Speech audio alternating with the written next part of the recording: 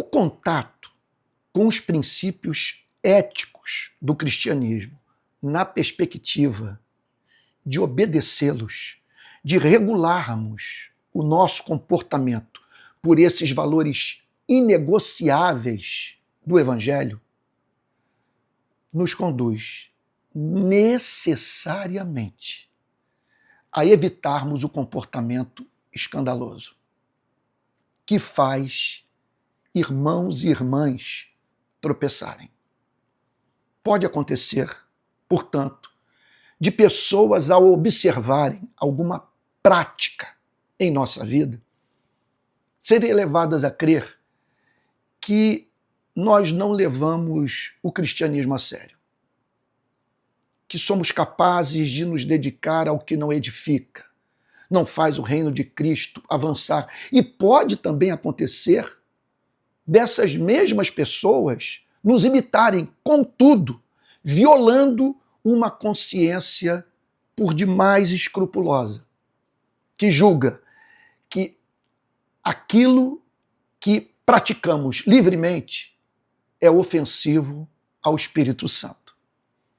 Note, quando a Bíblia fala sobre comportamento que causa escândalo, não está falando exclusivamente sobre a prática do pecado.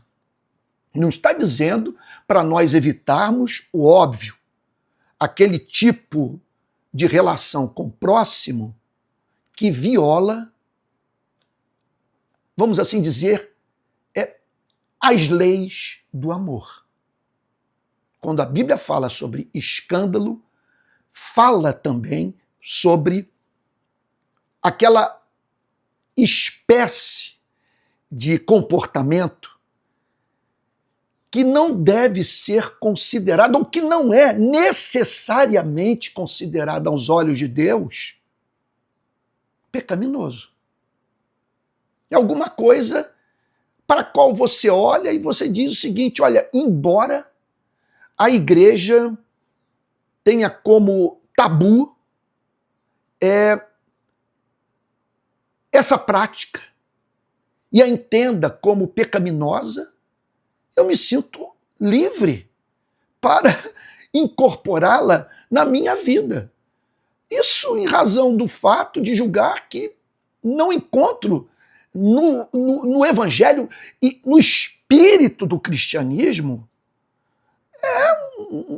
nenhuma indicação de que eu devo acrescentar aos sofrimentos da vida, sabe, o sofrimento de abdicar daquilo que me faz bem, que suaviza a minha existência nesse planeta. Agora, o que pode acontecer é de essa consciência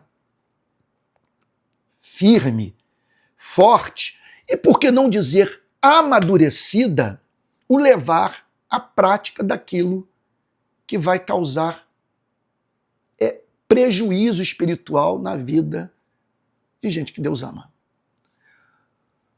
O locus clássicos desse princípio moral encontra-se, quer dizer, o lugar, o ponto de partida para a construção desse valor moral inegociável do cristianismo encontra-se na carta de Paulo aos Romanos, capítulo 14, versículo 13. Olha o que ele diz. É uma pena que eu não tenho tempo aqui para fazer uma exposição desse texto. Pode ser que numa outra ocasião eu faça. Mas vamos ler aqui só para você entender o ponto do que o apóstolo Paulo está falando. Portanto, deixemos de julgar uns aos outros. Capítulo 14, versículo 13 de Romanos. Pelo contrário, tomem a decisão de não pôr tropeço ou escândalo diante do irmão. Eu sei, estou persuadido no Senhor, de que nada é impuro em si mesmo. Olha o que ele está dizendo. Nada é impuro em si mesmo, a não ser para aquele que pensa que alguma coisa é impura. Para esse é impura. Você está entendendo o ponto? Acho que eu não preciso explicar. É uma coisa assim, é aquilo que os reformadores chamavam de adiáfora, que não faz parte dos princípios basilares, dos princípios éticos basilares do cristianismo, que trata-se de um valor assim, cujo peso varia de consciência para consciência. Vamos prosseguir. Se o seu irmão fica triste por causa do que você come, você não anda segundo o amor.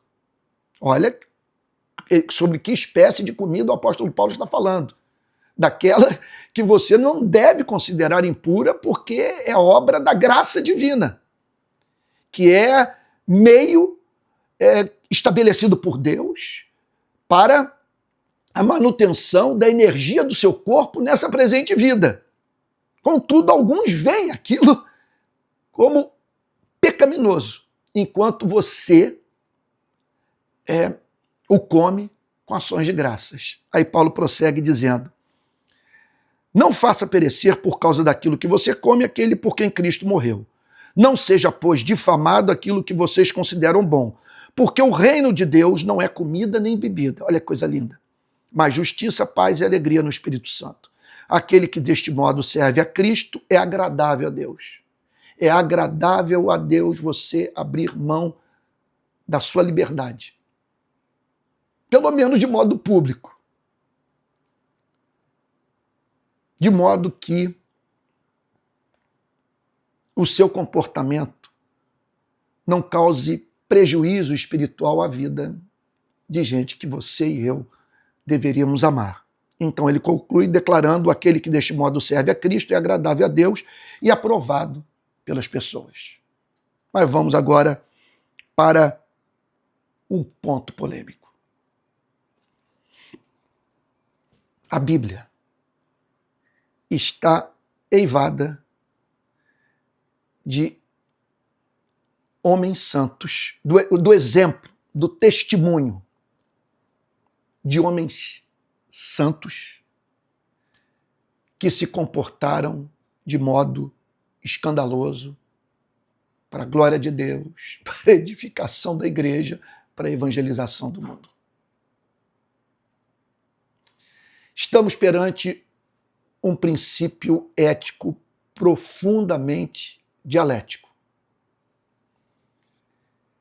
E o erro que nós podemos cometer é de escolher apenas um lado desse valor, repito, inegociável, e a ponto, portanto, de tornarmos a vida mais difícil para todos, e opaca, e sem graça. Por que eu estou dizendo isso? Vamos lá. Eu diria o seguinte, até mesmo criando obstáculos para as pessoas se converterem. Vamos lá, sobre o que eu estou falando? Olhe, por exemplo, de Jesus. Como seu comportamento e sua mensagem causaram escândalo para os de sua geração. Eu, porém, vos digo, olha ele violando o modo da cultura religiosa do seu tempo de interpretar o princípio moral do Antigo Testamento de guardar um dia em 7 para o culto a Deus. Olhe para aquela comissão enviada por Jerusalém, eu não canso de citar esse exemplo, que ele é profundamente, por ele ser profundamente revelador do espírito do cristianismo. Jerusalém manda uma comissão para investigar o trabalho de Cristo. Então aqueles homens passam a observar o comportamento de Jesus e dos seus discípulos. E lá pelas tantas eles se voltam para Jesus e dizem o seguinte: mestre, nós vemos os seus discípulos comerem sem lavar as mãos.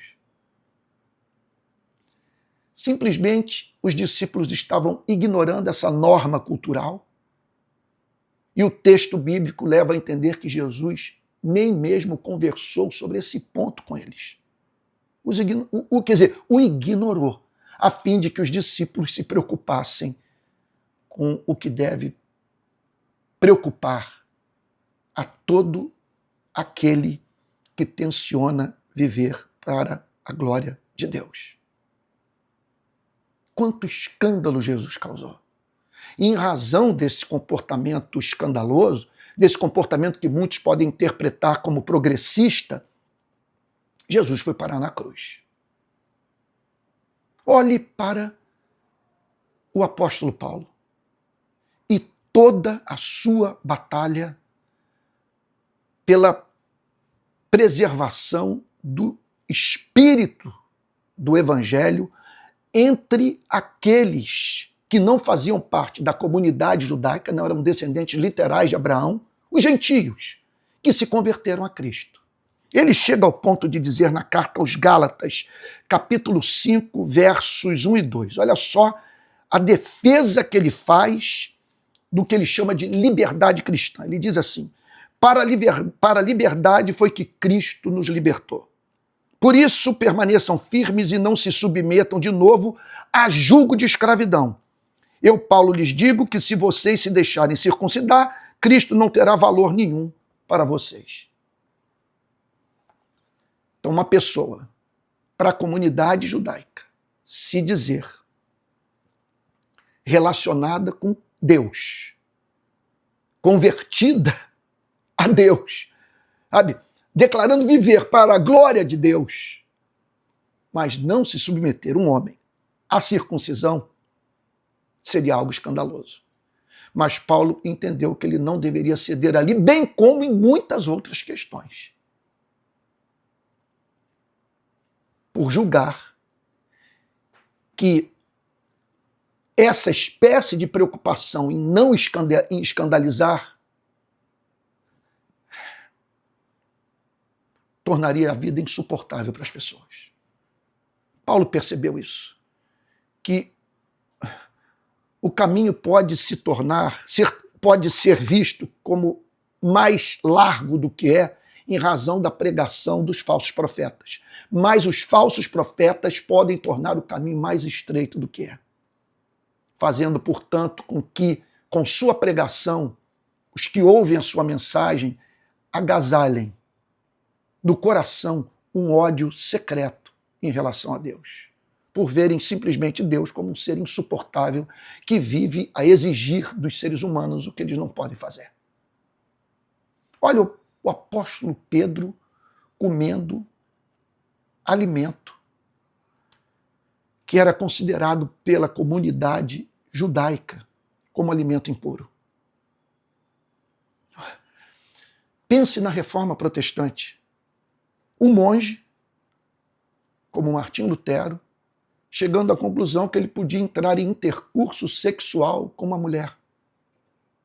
Então, a freira Catarina abandona o convento, se une a Lutero e eles formam uma família. Causou escândalo a muitos. Mas eles haviam chegado à conclusão que Deus não os chamava para viverem uma vida antinatural, para cometerem, em nome do cristianismo, uma violação, sabe, um atentado contra a sua própria natureza. Portanto, como conciliar ambas as coisas? O chamado para abrirmos mão em alguma extensão da nossa liberdade em respeito à consciência alheia.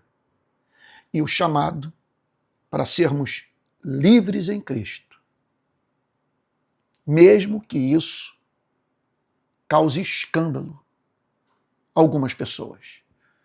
Eu gostaria de apresentar 5 caminhos para nós lidarmos com esse conflito dialético. Primeiro deles, eu parto aqui da sujeição da questão às exigências do amor. Esse é o ponto de partida. Sempre devemos lidar com esses temas pensando no princípio do amor. E quais são as exigências do amor quando tratamos desses valores? Número 1, pense comigo, vê se você acha que eu estou certo. Primeira exigência, respeitar os limites de consciência dos irmãos. Sobre isso eu tenho falado. Então, é algo claro, incontroverso. Respeitar a consciência dos irmãos. Então, há aquilo que nós devemos evitar, sabe? Porque pode fazer com que pessoas naufraguem espiritualmente. Deixa eu ser franco com você. Tem muita coisa sobre a qual eu não prego, que eu acredito. e outras sobre as quais eu não falo por não ter uma posição ainda, teologicamente falando, ainda bem firmada. E por que eu evito falar até mesmo sobre aquilo que eu estou convencido que é verdadeiro, sabe? Mas que julgo que não convém declarar. Porque se eu defender aquilo que eu considero verdadeiro, pode ser que eu feche o coração das pessoas para outras verdades mais que considero partes do que há de mais importante no Evangelho. Você está entendendo o ponto? Você vê isso nas Sagradas Escrituras. O apóstolo Paulo saindo do campo missionário, voltando para Jerusalém, preocupado em não causar escândalo, em não fazer com que pessoas deixassem de ouvir o Evangelho em razão de um apego infantil a alguma coisa que lhe era cara, mas da qual ele deveria abrir mão a fim de viabilizar a pregação do Evangelho. Quer dizer, o Evangelho nos chama para termos esse tato cultural, respeitarmos os limites de consciência das pessoas, a fim de que, portanto, possamos compartilhar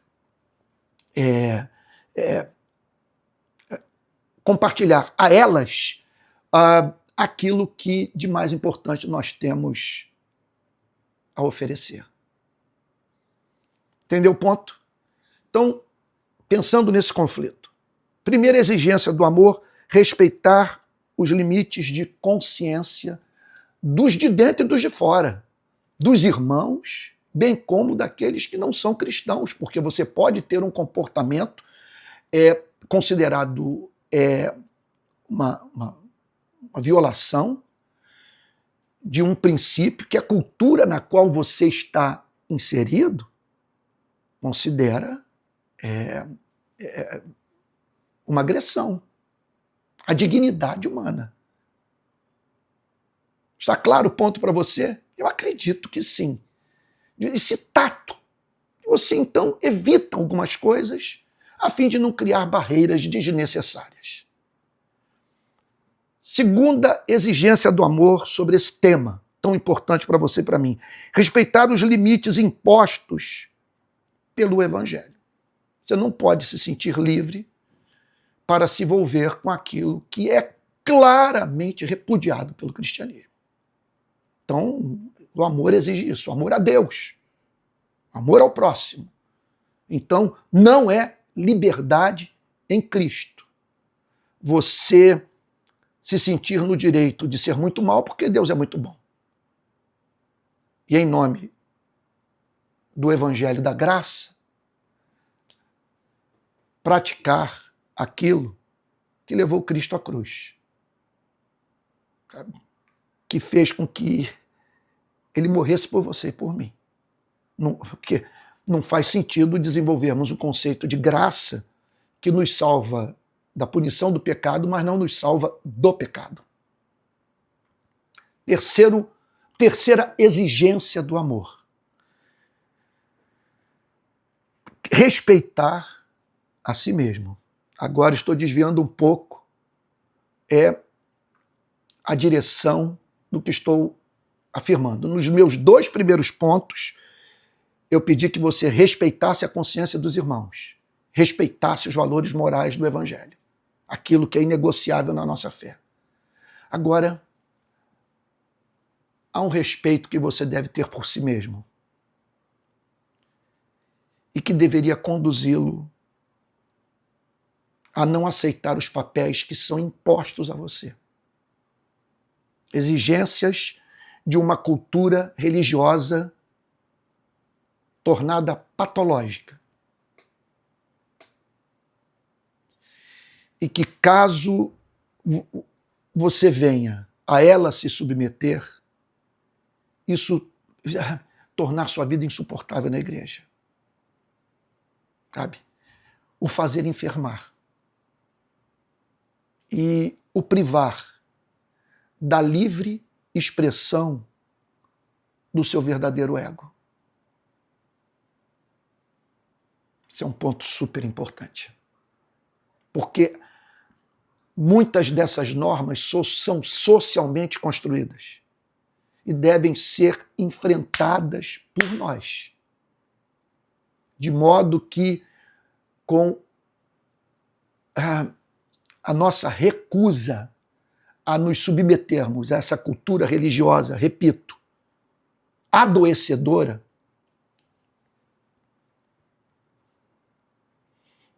possamos expressar a nossa autêntica personalidade. Quarto ponto, são 5. Quarto e penúltimo ponto. O que o amor exige sobre esse tema do escândalo?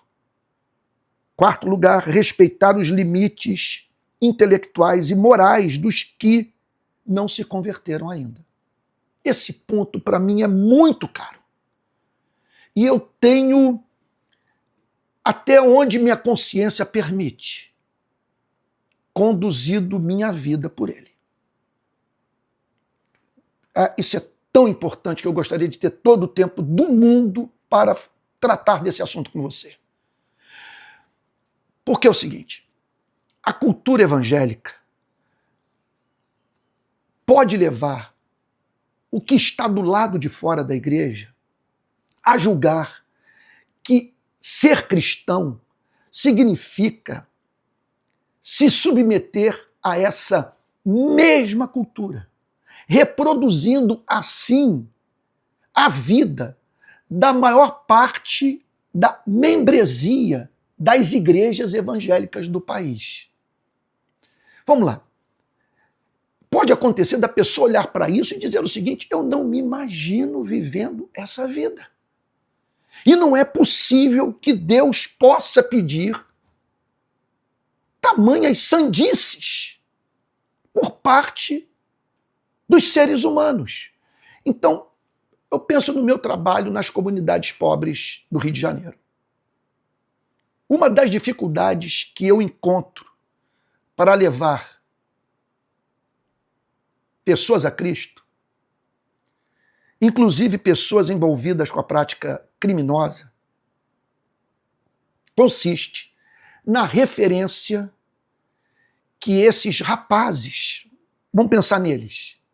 Não, a gente pode pensar em pessoas da classe média, pessoas dentro e fora de comunidade. Isso é algo que envolve a vida de todos.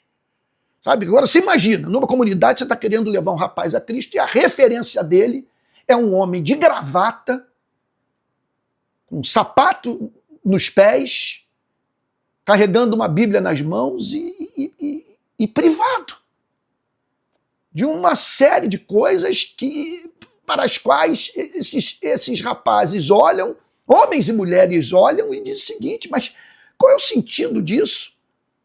Então, quer dizer, me tornar cristão significa assumir esse vocabulário? Sabe? Essa é a minha única alternativa que resta de vida? Então tem horas que causar escândalo é a exigência do amor.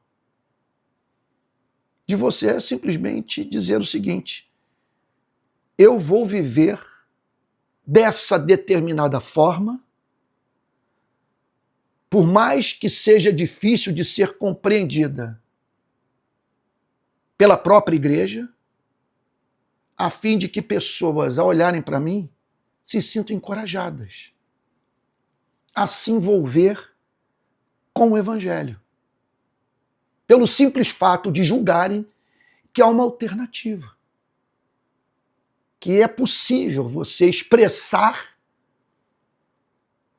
a verdadeira fé em Cristo, sabe, sem necessariamente se privar de determinados prazeres, sem necessariamente votar em determinados candidatos ou apoiar determinados partidos políticos, sem necessariamente abraçar determinadas ideologias. Isso é muito sério. Eu dou graças a Deus por esses irmãos que resolveram ousar. Não estou falando de gente que está usando a liberdade em Cristo para justificar o pecado. Eu estou falando de pessoas que resolveram tomar a decisão de ser autênticas e não se submeterem a uma consciência por demais estreita, escrupulosa,